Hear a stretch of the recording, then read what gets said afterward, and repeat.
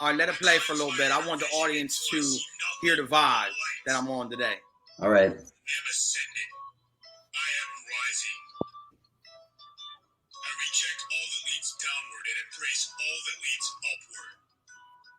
I ascend the Olympus within. I leave all that is base. And now Yeah, man, I'm gonna cut it. I don't want people to tune out as soon as they tune in because I'm gonna hit record right from there. This Creating Greatness podcast. That was Alpha Affirmations, man. I've talked to that guy a couple times. I try to get him on the show. I think he's more like chilled, laid back, but he definitely gave me permission to pump his stuff as long as I talk about his page. Once again, it's Alpha Affirmations, and he has some really, really powerful stuff for males and females, man. So definitely check it out. Tony, what's up, man? How you doing, brother? I'm doing good. Thank you. How about you? Hey, man, we making it happen. We making it happen one day at a time. So I wanted to thank Tony for coming back on. It's a little bit of overtime. We're gonna call the episode overtime because last week we did an episode called Spiritual Warriors. Make sure you dig back in the archives and check that and all the phenomenal work that we put in over the years in the archives. But we hit the hour mark, and we both have busy schedules. So, and as well as my audience, as I'm sure you do as well. So I wanted to cut it, but we were sort of talking about a lot of things, and once again, thanks Tony for coming on and helping me sort of wiggle and work my way back into to what I love doing, man. And I think it's important to talk about that. So it's my first topic, talking about taking breaks without quitting. A lot of times on this show, we talk about getting hit, man, getting gut shots, getting wounded and hurt from the outside world, going through adversity and facing a lot of stress. And in the midst of all that, I think it's very important to sometimes take breaks, man. Take breathers to regenerate and recuperate and build your energy back up and sort of strive to get your motivation back. But during that pause, there's a fine line. So I want to be very clear here, man. Like I almost stopped making the podcast. It was that deep to me. Like I just had lost the motivation to do anything positive in the world because I was experiencing so many negative things. And I don't beat myself up about that. I think it's fair to feel that way. And I think it's fair for everyone out there facing adversity, facing struggles, seeing negative results when they're feeling like they're living mainly positive. That's the test. That's a test for us all. So having those feelings are absolutely normal. But I think as you walk that fine line of taking the break, taking the knee, taking the breath, that you always hop back on the horse because, the alternative to that is defeat. And it's something that I refuse to accept at this time in my life. So have you experienced anything like that in the past, Tony? And how do you feel about that? Well, it's interesting. My head actually is so full of ideas right now. I feel like it's gonna explode, but it's gonna birth a new way of thinking. This is what happens. But back to your point. When I do experience opposition in my own mind to what I'm doing something, I'm trying to accomplish something, I'm on some kind of journey, and I'll experience opposition in my mind. Whether I don't know where it comes from exactly. Who knows? The subconscious, outside forces, aliens. I don't know, but I would say I do, and it's intense because with myself. I don't want to. I'm kind of a dramatic person, and things are like big to me when they happen. And I would say, I'll experience such negative emotions that I question whether it's worth living. Sometimes, I'm like, that's the kind of like, okay, is life worth living? Why am I living? How painful is this mental suffering kind of stuff? So I have to work through that all the time.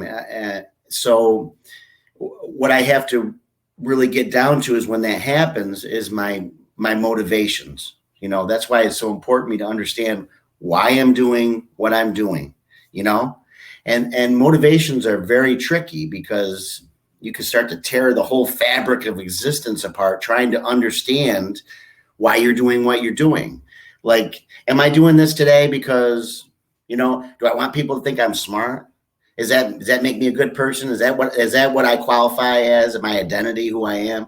Do I want you to be my friend? Is that why I'm doing this? Does this give me a sense of value or importance? Am I doing this because maybe I knew you want me to do it, so I want to make sure. Oh, I want to make sure you're still my friend, so I'll do this. Or do I do it because I think people are expecting me to do it, or do I have some idea about intelligence or about have my face in a camera that gives me some kind of validation that I'm a good, all that stuff. And it's like building you up who you are from the very scratch. So those kind of battles, I think, take you down to the very root of the things that you hold most real and true, the essence of who you are and why you do what you do.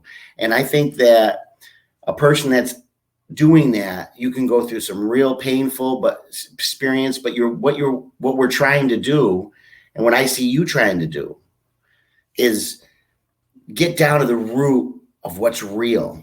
Do you know what I mean? One of the buzzwords, which I hate, but you can't, it's not being authentic. I don't like using buzzwords that everybody else is using all the time, but sometimes it's hard to come up with new words to use.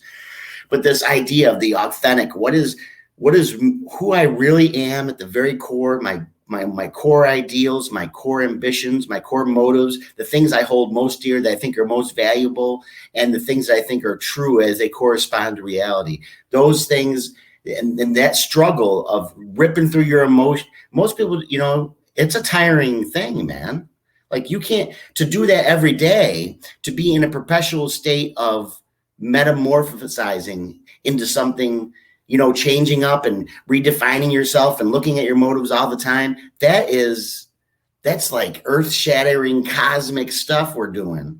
And, most times it's easier just to turn on Netflix, man, and watch some weird Ancient Aliens documentary, or look at my phone and scroll on Facebook, and I'm not even saying those things are always, because you could make a really good argument for turning your brain off.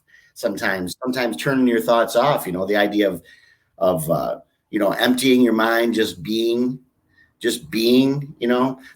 think that's like you were talking about. There's times when, who's to say, who's judging anybody? Who's judging you and saying you have to make your podcast, or that you have to be disciplined, or that you have to publish on Thursdays, or that you have to have a certain amount of contact? The only person doing that is you. You're the only person that truly is holding yourself accountable to those things. And it comes down to saying, am I doing something only because I want to do it? Or am I doing something because somehow it validates who I want to be, or some artificial construct?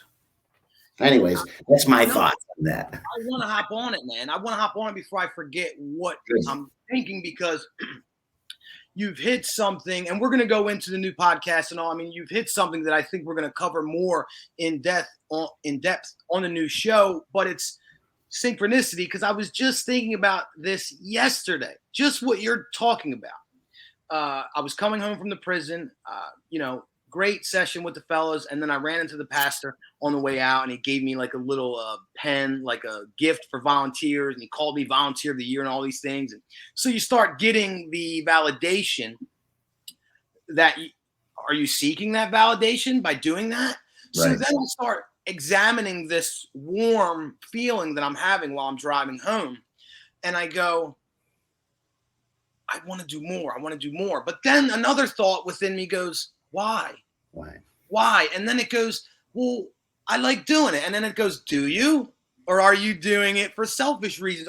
And then I get down to the root of it, and I go, I think I'm doing it for selfish reasons. I think I'm doing it because I think I'll get good karma. Sure. And I really felt that way. And then I go, and this is more. No, but you're passionate about it. You'd be doing it anyway. I'm telling you, you would be doing it anyway. It's part of your passion. It's part of your purpose. And thinking about that, it's the same thing with what I want to move into is the other thing you said. It's like, who's holding me accountable? Like, who's making me do all these things? But more importantly and more interestingly, who's making me feel like trash if I don't do it? Because let me tell you something. I miss a meditation. Oh, I'm mentally suffering. If I miss a workout, oh, you should have worked out. You should have done this. If I reschedule a podcast for a reason other than something that's serious, even though I'm getting compensated very small or it's not worth my time really, it's just, for whatever it's worth. Sure. If I miss it, I'm still going through this mental suffering. And I think a lot of folks go through that mental suffering as well if they're shirking responsibility. But I think most people ignore it. Yeah. Well, but most people aren't tearing up. See, okay, here's what we're doing is there is a consequence to this. Okay. And I want to be very serious about the consequence of this, because the consequence of this journey, we'll call it, of tearing apart all your preconceived notions, of tearing apart, okay, is selfishness bad? And who says it's bad? Why can't selfishness be good? What if you see, then you get into morality, then you get into, those kind of things. And where does morality come from? And who's judging who? And is it all just a social construct? When you start to, I've been reading this. I just reading this book called Sapiens. I can't remember the author's name. I apologize. But man, it's like the history of Homo sapiens, and actually the history of humans, of all 8 different types of human species, Neanderthal, the Homo erectus, all the different humans that were actually humans, but they weren't sapiens. We're sapiens. But regardless, the idea of how we built society and basically looking at everything we have. This is one, I'm assuming things, but if you go along his line of thinking, everything we do and everything we see and everything we know, what we think is valuable, what we think is right and wrong, it's all social construct. It's all, he says, all religions, all ideologies, nationalism, everything you can think of. There are these myths and these stories that we tell ourselves to keep society together. Mm-hmm. And if you start to tear down all those preconceived notions and you start to get into yourself, who am I? Do I even exist? How am I separate than everything else?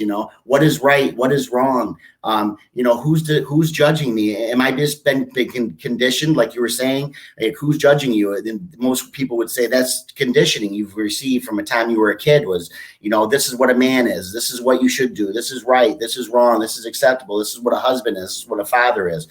And you start to tear all those things down, and most people don't want to do that.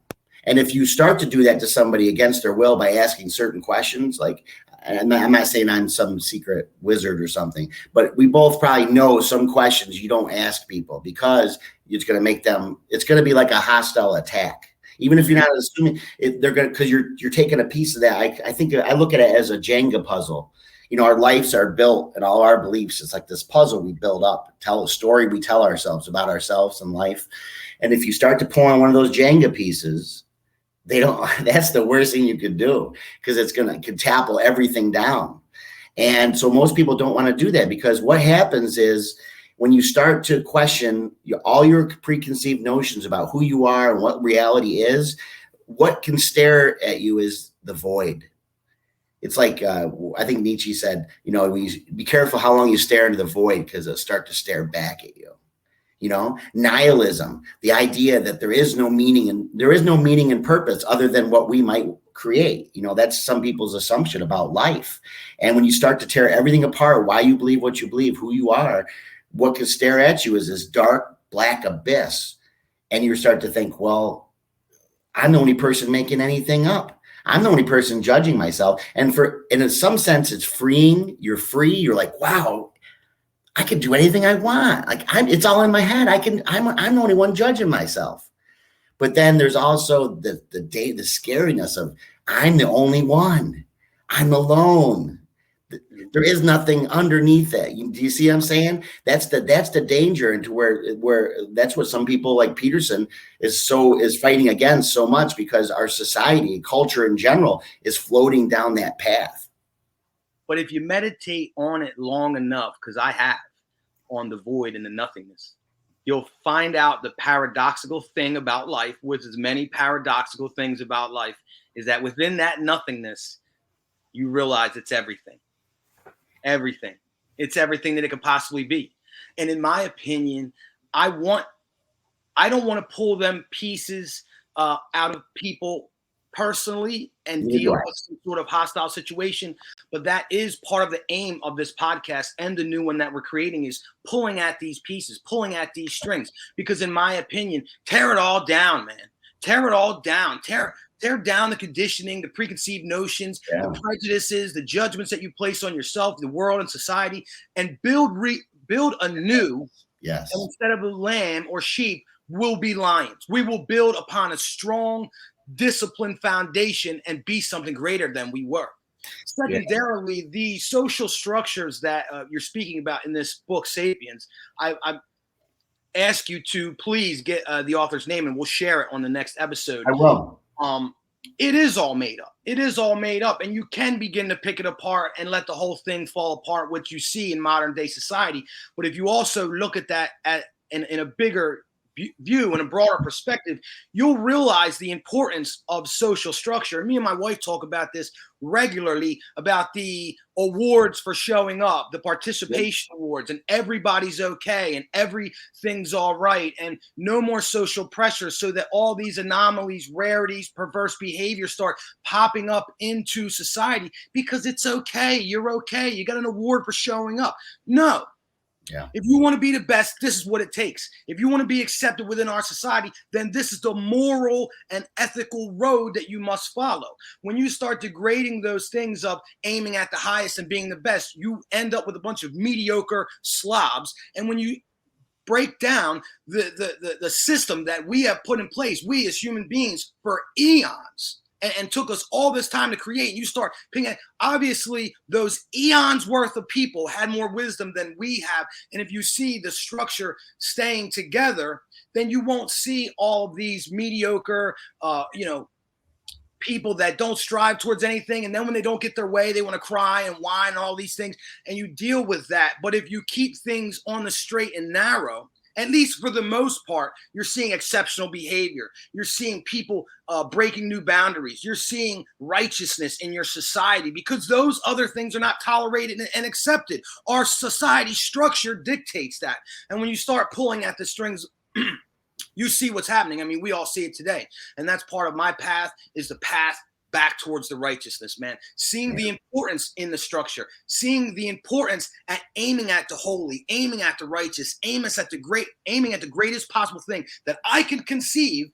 And even if it is purely based on only me as judging, because I'm the only one that counts. I mean, we all pray the benevolent creature, the universal energy that creates all things and flows through us, because I believe in it wholeheartedly. But even if that weren't to exist, my understanding is that everything is nothing and nothing is everything. So you could do every single act that you do within your day as if it's a blessing, as if it's sacred, as if it's important, and that will bleed through into everything else. Or you could coast on autopilot, which is unconscious waking death, in my opinion. Yeah, that's why I like the podcast, because over the years, and also, I'll be honest, I'm always going to be honest about myself. At one point, I was I guess what you call a religious zealot. I was a fundamental Christian, and it was very important to me, because and that stuff becomes very complicated, but it was very important to me because I believed that you had to believe certain things and do certain things to be able to live forever and go to heaven, So everybody I loved, everybody I met, I had to tell about that, because I felt I was betraying them by not telling them about it. So you can understand my mental process in that. It was my motivation anyways, which was mixed too, because when you can get hundreds of people to listen to you and you're preaching a sermon, it's kind of, it puffs you up. You can really get egotistical about it. But what I was saying about what I like about the podcast now is because I've gotten arguments with people, where, you can also maneuver people logically with logical arguments, and it makes it's where you can say you can take a discussion in our argument and kind of maneuver it around to where they don't have any option but to agree with you, and that people get very angry at that point. It's not a discussion; it's a hostile act, really. And I never really enjoyed that, but sometimes you get in the heat of the moment, you get excited about what you're talking about. But I love the podcast because people can listen passively to a discussion, or like when I on my podcast, The Examine Life, I just answer questions. I just ask questions, and the questions, and I'm not trying to have an ulterior motive, but the questions themselves reveal and make a person think. That's what questions are not just questions, but it's a way of thinking. Discussion, conversation is we're thinking out what we're saying. We're figuring things out as we're talking. We're figuring problems out. We're trying to understand concepts. And I love asking questions that just make the person think, make me think, and then make my listeners think. And it's really cool because it's not like I'm asking, I'm asking them personally, or I'm confronting them or putting them on the spot. It's cool because they can just kind of ponder these questions. And I really love this format because people can think, and they're not like thinking somebody's watching them or expecting an answer. They can take their time and think about it. So I really do enjoy that. Oh, I'm sorry, but I wanted to talk about the new podcast, and I think that's why we're moving into it, because of both of us have a love for the format of freedom of talking, and then also the freedom of listening, like you're saying, in a passive environment where they're not under any pressure to answer any of these questions, but just can think about it and encourage that free thought, because that's going to lead you home. Yeah. And I definitely am guilty of pushing an agenda or pushing my way. It may not be right, but it's pretty damn good. That's creating greatness. This is the way to do it, I'm telling you. And I'm guilty of that. And I think it's really because I've experienced such severe lows. And now that I've been able to bring it back and experience the highs, it really is out of a place of love. It really is out of a place of wanting to share that with people, because, man, I'm telling you, I remember being miserable day to day. I remember, just like you were saying earlier, questioning my existence. Is it even worth it? Really wishing to die, but not able to take it within my own hands. Yeah. And I remember dragging myself through day to day, just getting up, much less getting to work or anything else that we need to do in this life. It was really a struggle. So although anyone listening, I could be sort of an asshole, it's out of love, it's out of love. So me and Tony have been talking about this change, this shift in the way that I'm driving. And I think I'm going to let Tony drive a lot more in this podcast if he's up to it. We thought of a name. I don't want to share it quite yet because I searched it and it is not taken. So if we still stick with that, I want to talk with Tony behind the scenes, but that's what we're going to be driving at. More of a speculation, more of an encouraging of free thought, more of an open dialogue, and maybe a little bit less of the creating greatness. This is the way. Although I like that. I like that quite a bit. And part of the idea behind this show was something that me and Tony have in common, and I think a lot of my listeners have in common, is like that constant inner dialogue, the constant back and forth, the constant, just narrative going on in your own brain without anyone else, being included in it. And I don't know if he can help it. I certainly can't. It's just something that I've learned to maneuver and sort of tailor it so that it benefits me and it doesn't hurt me, because for a long time, that constant barrage of back and forth in my brain led me to something that we were talking about before as well. It's just shutting it off with drugs and alcohol, because I just could not manage that. Now, luckily through classes like inner engineering, through Sadhguru, the prayer, the meditation, the yoga, the physical exercise that I talk about all the time, it's given me, and my diet, changing my diet counted a lot. It's giving me a greater ability to manage my thoughts. And something that I have here that I thought was funny, that, we're talking about it, so let's go some more, that you were talking about last week, is like, so then I just wake up and I have all these things to do, and then like my whole brain is just things. And now we're sort of expanding on that topic where we're like, well, things. And then if I don't do it, it's guilt and remorse and this and that. And you even made a couple of comments like, where do these things originate? Is it me? Is it conscious? Is it God? Is it aliens? Who knows? And although these questions are very deep and philosophical, I also think they could be fun. And I think that's sort of the key to figuring it out, is not being so serious about it and taking it lightly. And I'm sure that it's something you can go ahead and expand on, Tony. So please do. Well, the first thing I wanted to do about the show, about doing that with you, is, as I like talking with you. So we had a good chemistry, so we can riff off each other. So that's good. But secondly, I didn't want to have to come up with any answers. So, because that isn't my thing. I'd be a real fake hypocrite if I came on here. That's not how my brain thinks. I don't have a lot of answers. I have a lot of speculations to lead to other speculations and more speculations. So I like the idea of the show. It's a theoretical show. We could talk about things we've speculated about, can bounce them off each other. I think that me and you have enough differences where you can come at it with a cool angle that I never thought of, and I think that's what I like the partnership. But, I also wanted to say something about, the what you do in creating greatness. When you're talking about your system or your formula of how you're living your life.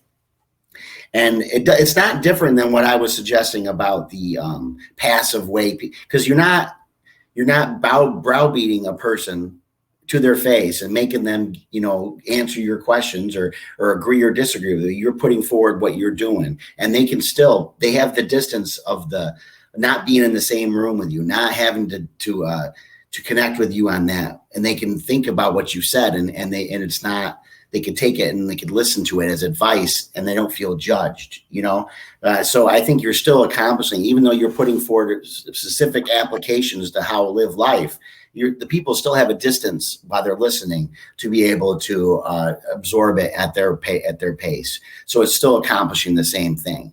And I'm sure that you act differently. Not that you act badly, but I'm sure you adjust to when you're talking to someone in the room, you adjust to how they're reacting and how they're responding. So there's difference there. But I also wanted to say too was, you may not think of this but say there is 4 different systems to living life, 4 different ideologies that are quite distinct and separate from each other. One thing that me and you both enjoyed Jordan Peterson. One thing that he was talking about when he was talking about, in this specific instance, about psychology and different methods of treating people. You had the school, Adler's school, you had the Jungian psychology, you had Freud psychology. But what he said is that if a person were to pick and just follow a system, follow a method, even if there was other methods that were different but just as viable, just following some kind of formula, some kind of structure can vastly help someone. So even if I say I've listened to your podcast, and I don't want to adopt your system, but that system for someone who's unstructured, who doesn't have any kind of idea where to go forward, they don't know what they're doing with their life, they're depressed, they're anxious, they don't know what they're doing, and they just said, you know what, I'm going to listen to this guy because he seems to make sense, and I'm going to follow this structure. Their life will improve vastly. So it doesn't have to be the cosmic answer. It doesn't have to be the one truth necessarily.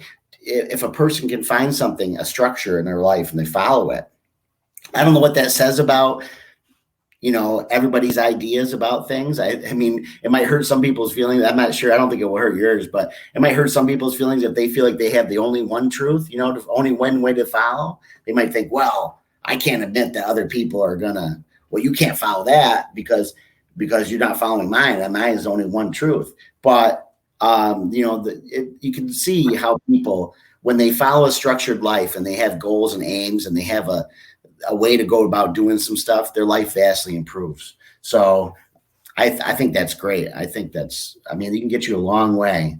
When I'm sitting around here I'm taking all my motives and trying to figure out what's real and what's not. And, trying to redo everything I think about reality. I still have to get up and brush my teeth. I still have to get in the car. I got to drive my wife to work. There's certain things that I got to take for granted. I can't, today stuff has to get done too, So it's valuable for someone just to take a system and embrace it. And maybe once they've been following and they get their life a little bit better and track, then they can start to think about maybe tweaking it, for themselves.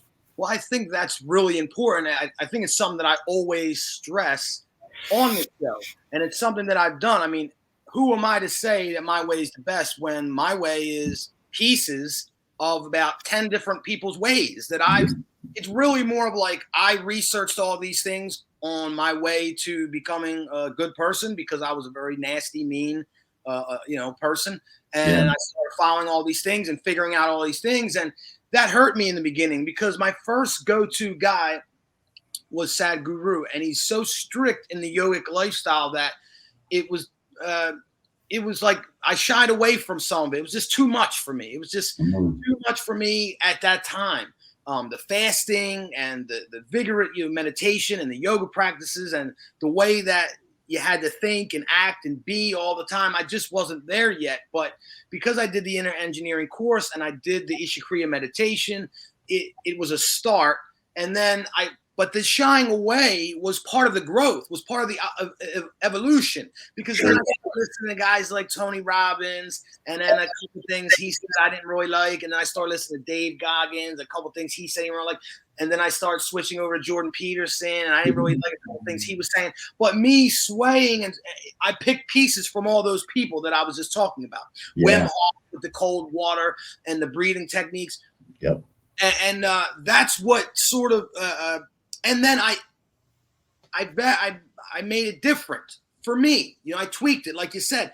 All these things, I do it a little bit differently than they taught me. The Ishakriya meditation, I do it a little bit differently. The Wim Hof breathing, I do it a little bit differently. I made it my own, and I integrated it into my life the way that was most beneficial for me. And if you scroll back, I did my program, and one of the few episodes that I charged for that, and the tips on men's sexual health, because that one is a gem, and that's a lot of secrets in that one. So if you haven't checked it out, make sure you check it out. It's 99 cents, along with the official routine to create greatness in your life, where I talk about the multitude of things that I feel I must accomplish on a day of work. If I set the day of rest, that's one thing, it's rest. But if I set the day of work, those are the things that must get done. And the way that I do it, I explain in those podcasts. I think my 2 episodes that I actually charged money for, because they're high value, and they're things that it took me years to figure out and then put together in 1 hour of information. So that is one thing. But I do think that what you're saying is, like, when you're just getting started, just hopping on any discipline, any routine, any diet in the beginning, just to structure your discipline and your routine, will go a long way to increasing of your lifespan and increasing your level of happiness and all these things. And then from there, you have a little more clarity so that you can start going, well, I don't like this part of it, but let me do it like this. And then maybe you'll find some different people and start picking pieces from them. You can't shut people down because you don't agree with a couple things that they say, man. If you like some of the stuff they say, take it for what it's worth, leave the rest, and that stuff could be for someone else that it does. But, during these last few weeks of all this, like, sort of mental frustration that I've been going through, I'm really working my way out of it, man. And I'm feeling really great. I'm getting the vibrancy back for life.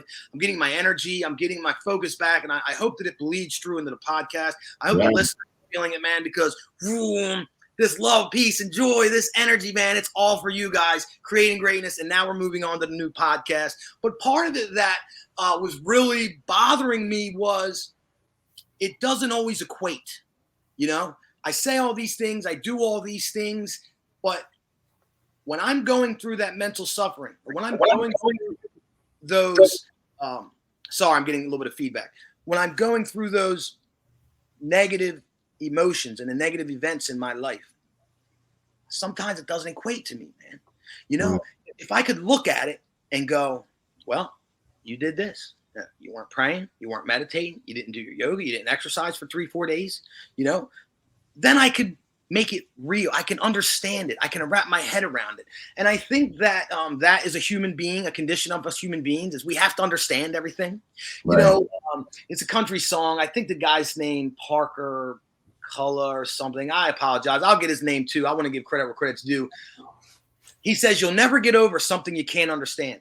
And for a long time, in my wife's life, she had a hard time healing from things because she was still trying to understand it. And I try to tell her, you're never going to understand a psychopath. Right. And if you do, then you're there and you don't want to be there.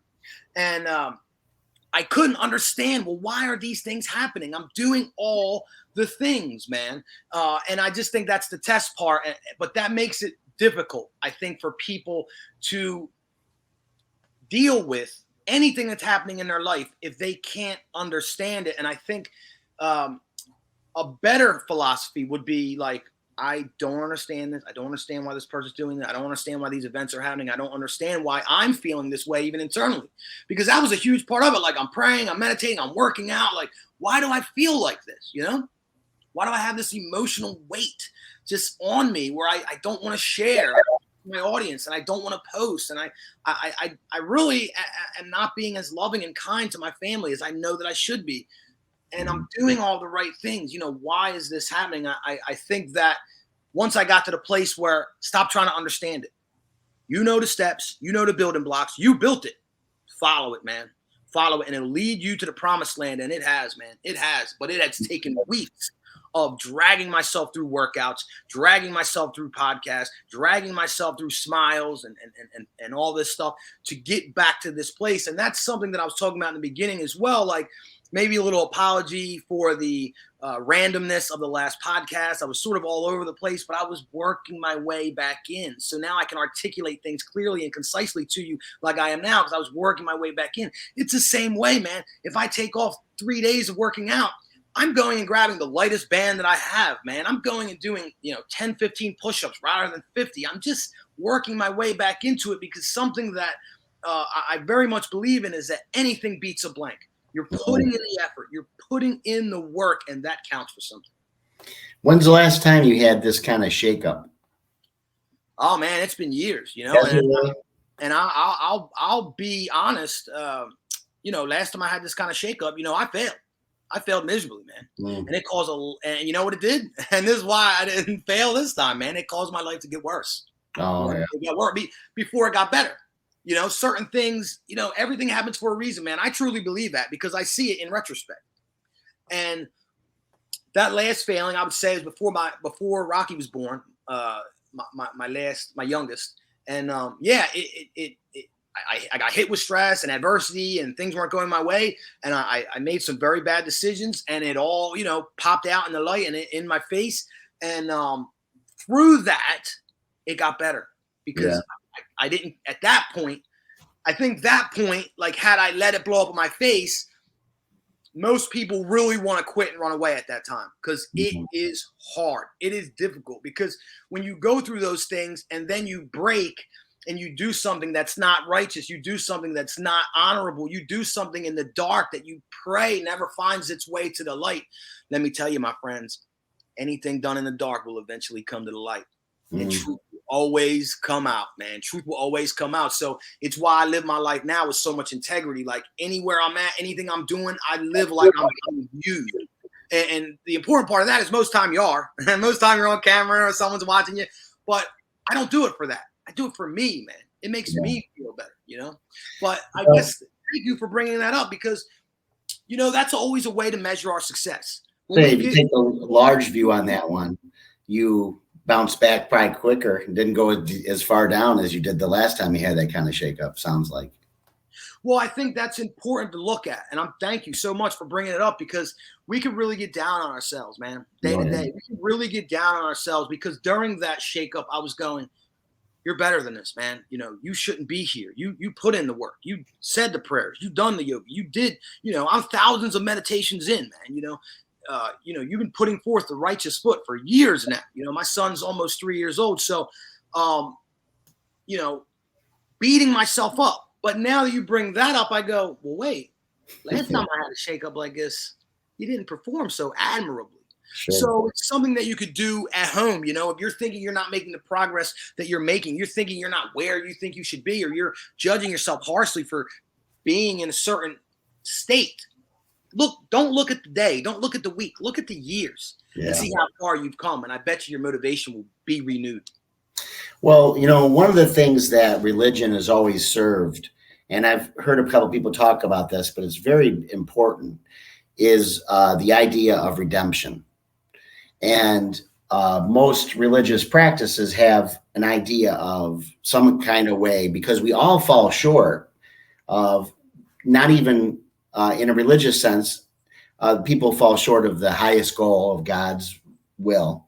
But in our own minds, we all we have ideals for ourselves, whether they've been put there by our parents or teachers or whoever, or wherever they come from. We have these high standard and we all fall short of it. So we have to either, our mind, we don't ever get away with it. It's not like we don't know that we've fallen short. So one thing a religion has always done is provided a way of redemption for man to deal with the idea that we're not perfect, that we mess up, that we fail. It's very difficult for us, you know, and in the worst case scenario, you got people who fail in a way they can never forgive themselves for, and they just end it, you know, they're just off the grid, or they kill themselves or something terrible because they can never, they dull it with drugs or whatever they got to do. They run from it because they can never come up with the idea of forgiveness.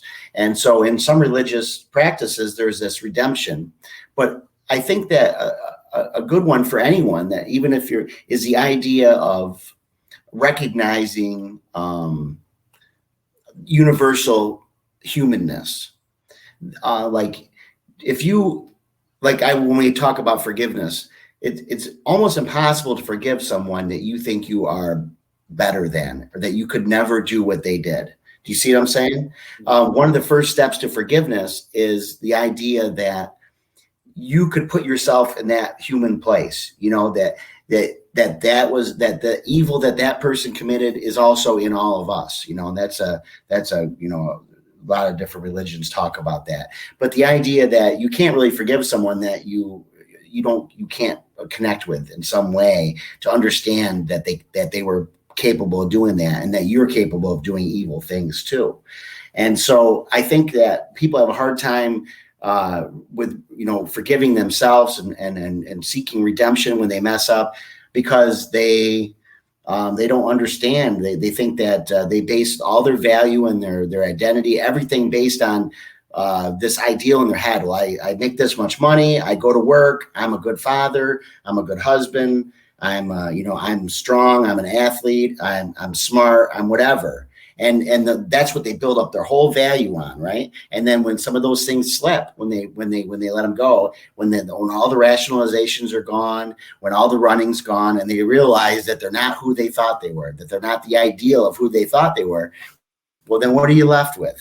You're left with this broken human that is still alive. And so you have to find a way to redeem yourself. You know, some people try to do good deeds, they try to do charity or make up for the bad they've done, but you know, that's a really serious place to be. And I think that if each of us, I know Jung talks about the shadow, you know, talks about the parts of ourselves that we don't want to, that we're embarrassed by, the parts of ourselves that we don't really want to talk about, that we don't want to accept, you know. But the process of understanding that we all have aspects to ourselves that are not what we want, not the ideal, not what we've been taught to think are right or wrong, you know, that we have to be able to accept everything about ourselves and still move on, still be able to look people in the eye, be able to hold our head up and say, well, you know, without letting ourselves off the hook and saying that it's okay to hurt people or to be less than we know we could be. But the idea that we have to accept that we are never going to live up to this godlike ideal, that we have to, it's a striving towards it. It's a, you know, how am I doing? Like you said, you know, how was I doing last year? How did I do before? How have I bounced back from this? You know, we have to incorporate the idea of redemption into our life. And I think that, like people have pointed out the cancel culture, the woke culture, you know, when somebody messes up, they have to apologize, right? They say something wrong. They say something that's not politically correct, right? They have to go on all the talk shows and they have to go on everybody and they have to say, I'm sorry, I was bad, I got to do it, right? But do they ever really get forgiven? Does anybody really ever forgive them? Even if they say, well, I'm not a homophobe, or I'm not a racist, or I'm not a this, or I'm not a that, whatever you are. I'm not a misogynist. They can say it and they say, I'm sorry, I should do better. But nobody ever says, oh, I forgive them. Like, oh, we'll let them back in. They don't. They're gone. They're canceled. Now they backed off what they were saying. So now you're not even authentic. So now you said what you said, and then you're going on all the shows and going, oh, I'm sorry, and this and that. So now none of that stuff rings true because you said what you said, and that's the way you feel. So I would respect you more if you went on those same talk shows, even though they won't let you on, and go, no, look, I said what I said. It may not be the best viewpoint, but that's the one I currently hold. I'm working towards something better. Maybe I'm not. But that's me. That's who I am, and that's what this is. But they don't do that. No. They don't. You know? And there's no room for, especially with social media and the internet culture, there's no face-to-face interaction, and it's so easy to judge everybody and just say, oh, write this person off. Oh, they're this or they're that. And there's this huge, gallery of people that are just looking at everybody and judging everybody and pointing their finger. And man, I don't got no time for that. I just think I'm a human being, and if I'm going to hold people to that kind of standard and expect everybody to be perfect, well, I better think that of myself, and I can't live with that myself. I found that when you judge yourself harshly, you also judge other people that way too. I guarantee it. When you hold yourself to this, I'm not talking about good standards that build your character. I'm talking about harsh criticism and judgment of yourself. If you're doing that to yourself, man, I'm telling you, you're doing it to everybody else too.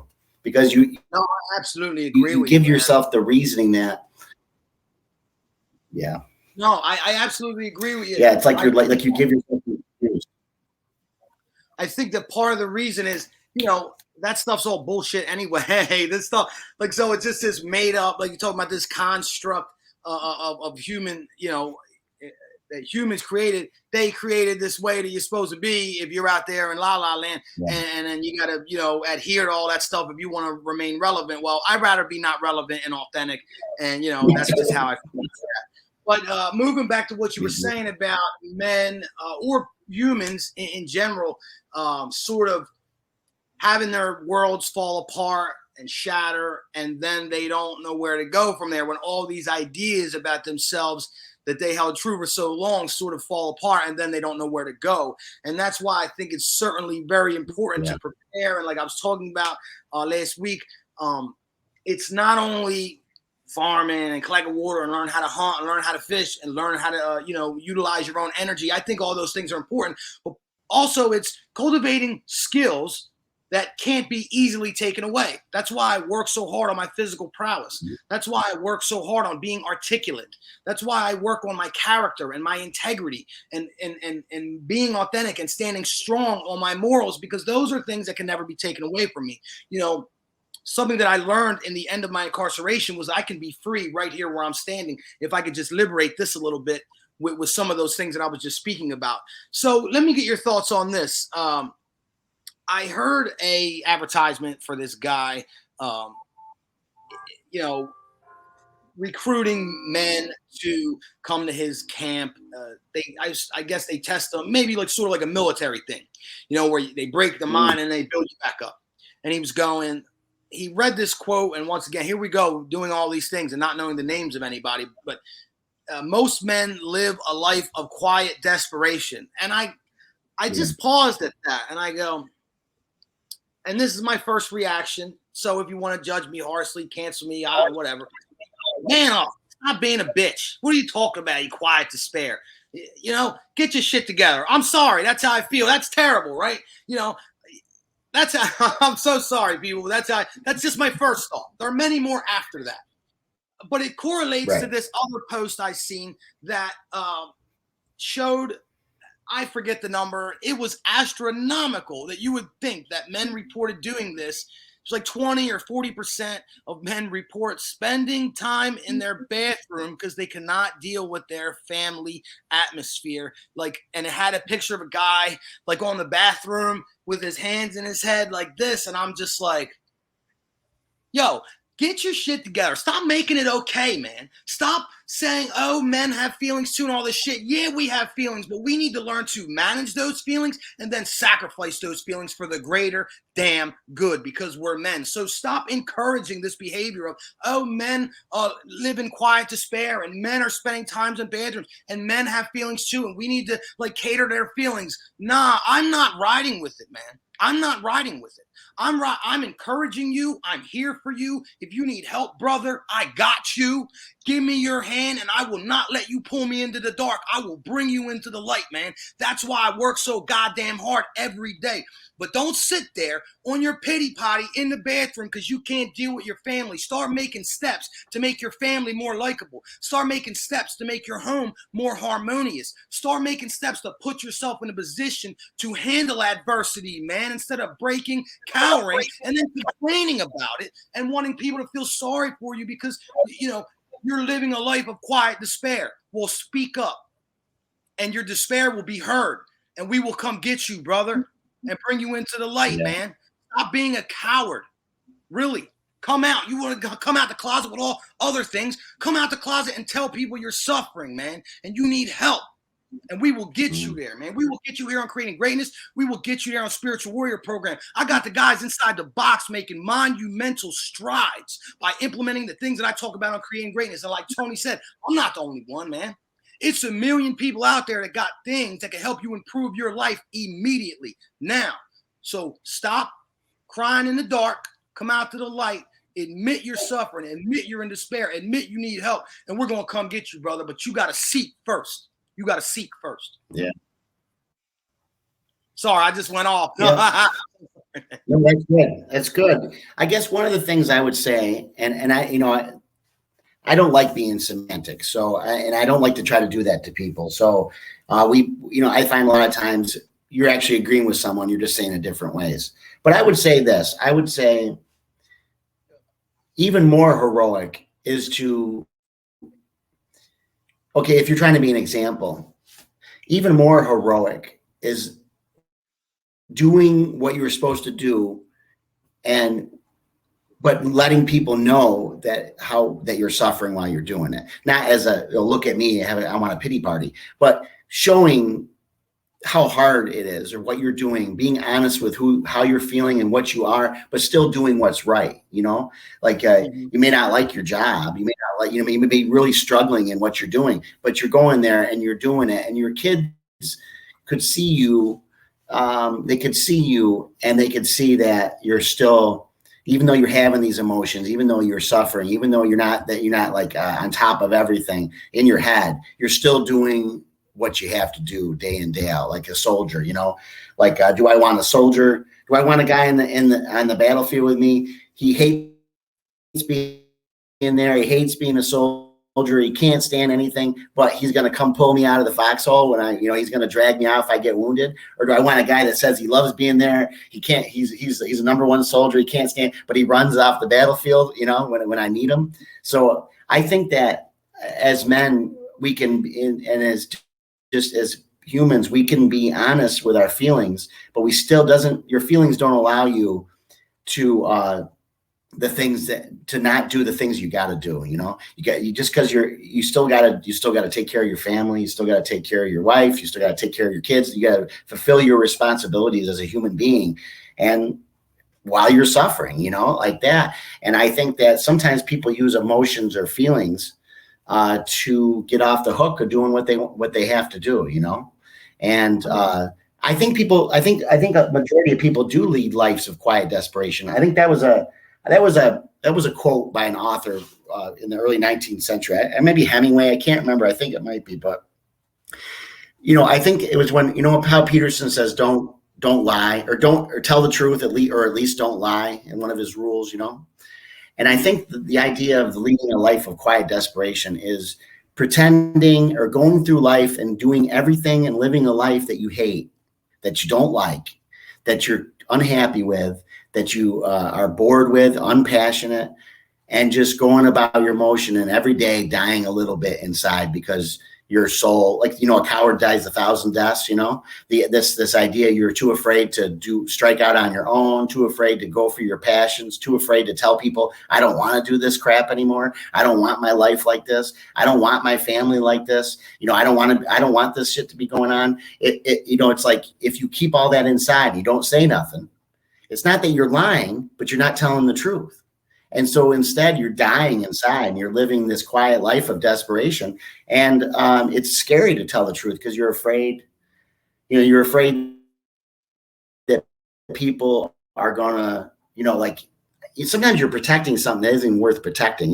You got this life you hate completely, right? But you're afraid to tell anybody that how much you hate it, what are you protecting? You hate that life, But it's that boldness to tell the truth and say things have got to change. I don't want to do this anymore. I want to make a change. Not that you can't plan it and structure it, but to be honest with where you're at and what you're going to do, it lets people know that they, maybe they're treating you bad, maybe they're not living up to their expectations.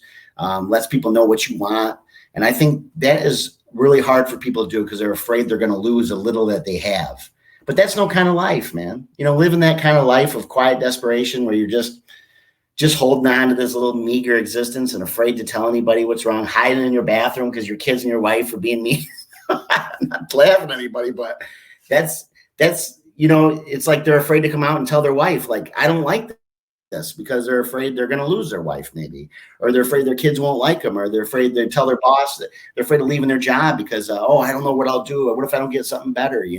Those are real fears, and things could happen like that. If you start telling people the truth about yourself, the truth about what you want and who you are, they may not like it, but you're going to, at least you won't be dying inside anymore. You won't pretending to be somebody you're not. That's a real hard life to live. And I think, sometimes we live that life. We don't say what we mean. We don't tell people the truth about who we are and how we feel. And I think that sometimes we wake up and we find that we've wasted some time of our life pretending and not saying what we should have said. And we didn't know what we were protecting. And life is so much better when you finally say, screw that, man. Like, this is how I need it to be. And sometimes it's really serious things have to happen to get us to do that.